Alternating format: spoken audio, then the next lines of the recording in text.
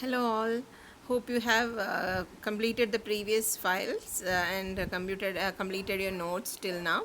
Now we are going to learn two more topics in the file handling chapter. So we learned how to open a file, close a file, write the data into the files, read the data from the files, text files we learned, binary files we learned, and also we learned some functions such as flash function, uh, the strip functions, that is L strip or R strip, etc. Now we are going to learn about two small topics, which is paths or absolute path and relative path. See, for that, you know the concept of drive, folder, directory, and files, right?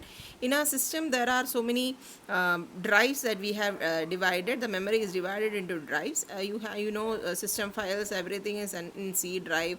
You have D drive, and whatever remaining, you can divide into as many number of drives that you need.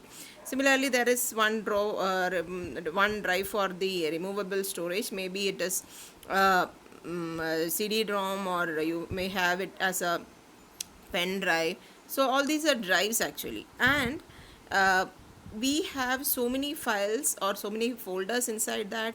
Again, subfolders will be there, and again subfiles will be there. So many contains and folders and files will be there in the drive. So actually drive is also known as the root directory, or we call it as a root directory.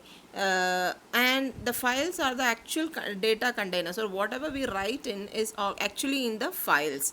So these files will be inside any of the folders, and this folder will be in another folder, or maybe all these folders and files are everything are inside the drive or the root directory.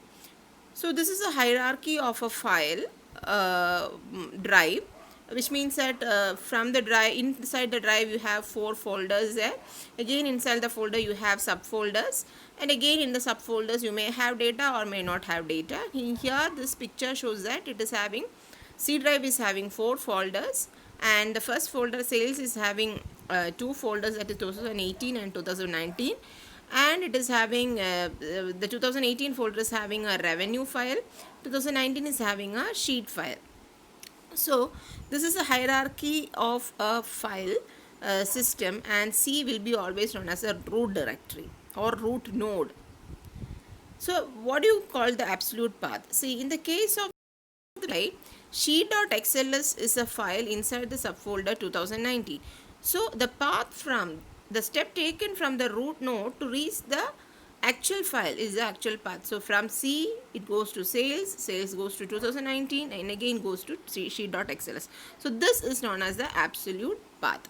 So absolute path is a full address of any file or folder from the drive, that is from the root folder to the file. And these are written within with slashes in between. So the revenue.txt will be written as C slash sales slash, again another folder name 2018 slash revenue.txt. So this is known as the absolute path. Now coming to the relative path, see, we may be in some other directory first, and some other directory, maybe inside the same folder, or maybe in the same directory, or maybe in different directory. In whichever directory we are, we need to go to some other file location. So from our current position, how will you go? For that, you have some reference, or some symbols are there for their reference. When you say dot, it refers to the current folder. When you say double dot, it refers to the parent folder. Backslash refers to the root folder.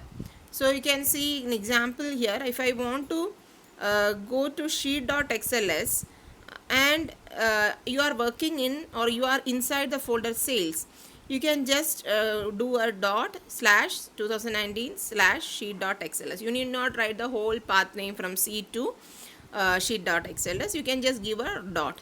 Even if it is in the parent directory, you can write dot dot. Okay, so this is known as relative path or relative address.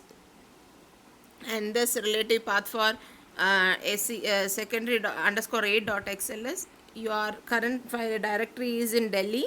So you need to go to the parent folder. So parent folder, for that you give 2 dots there, and then go to Noida, and then go to secondary xls. And now in the Python program, if you want to get the current working directory, you need to use a function known as getCwd.